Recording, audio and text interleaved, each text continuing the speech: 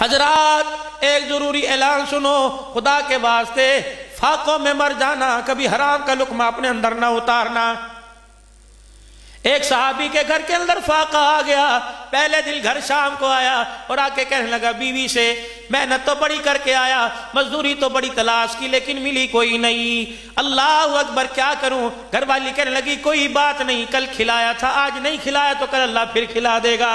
यूं नहीं कहा मुझे जहर दे दे, यूं नहीं कहा मेरी बेटियों और मेरी बहनों और मेरी माओ, खुदा के वास्ते घर के अंदर रोटी की वजह से ना लड़ा करो, बिस्तर कपड़े राशन की वजह से ना लड़ा करो।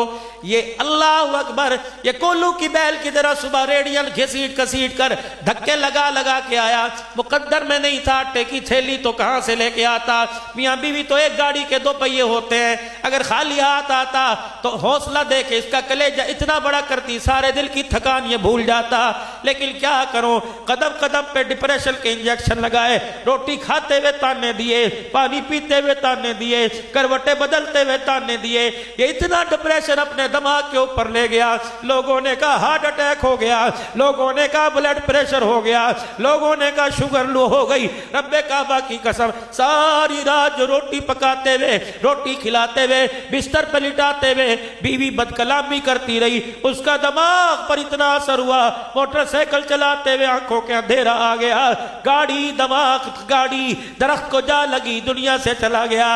अब रोती है मुझे किसके सारे छोड़ के चला गया। वो वक्त भूल जब ताने दे दे के उसे घर से निकाला था, क्या करता? इतनी परेशानी में अपनी जिंदगी से हाथ धो के चला गया। ले ले अब कलीनों का क्या करेगी, ले ले अब कलीनों का क्या करेगी, अब बल्ब का क्या करेगी, अब रकबे का क्या करेगी, अब सोने की चूड़ियों का क्या करेगी। मेरी माँ, मेरी बेटियों, ऐलान सुनो, तुम्हें छोटी बात बड़ा मुंह छोटा मुंह बड़ी बात करके जाऊंगा, अकल वाली बात करके जाऊंगा। जब भी शौहर घर आवे उसके चेहरे को देख के मिजाज के मुताबिक बात किया करो, थोड़ा सा मुस्कुरा दिया करो तो थोड़ा सा मुस्कुराएगी। तुझे क्या पता, तेरे मुस्कुराने पे तुझे देख के अल्लाह मुस्कुराने लग जाएगा।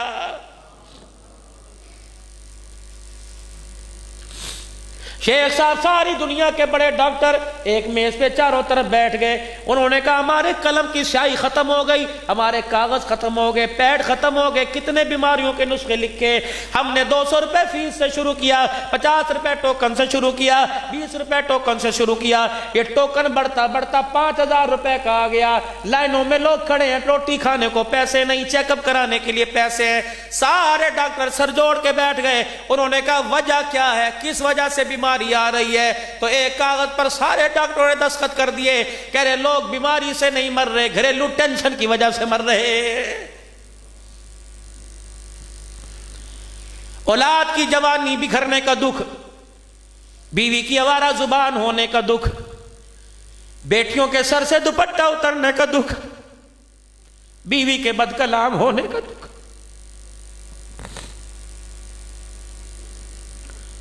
मेहनतें कर करके रात को दस्तरखान पे इस नियत से बैठा था कि पेट भर के रोटी खाऊंगा।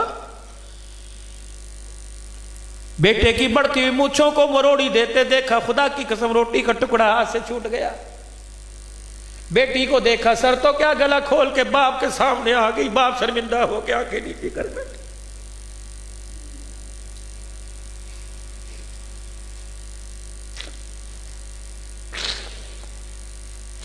हजरात एक जरूरी ऐलान सुनो, कहां चली गई वो माए जो रात को रजाई उठा उठा कर सर पे हाथ फेर के दुआएं दिया करती थी?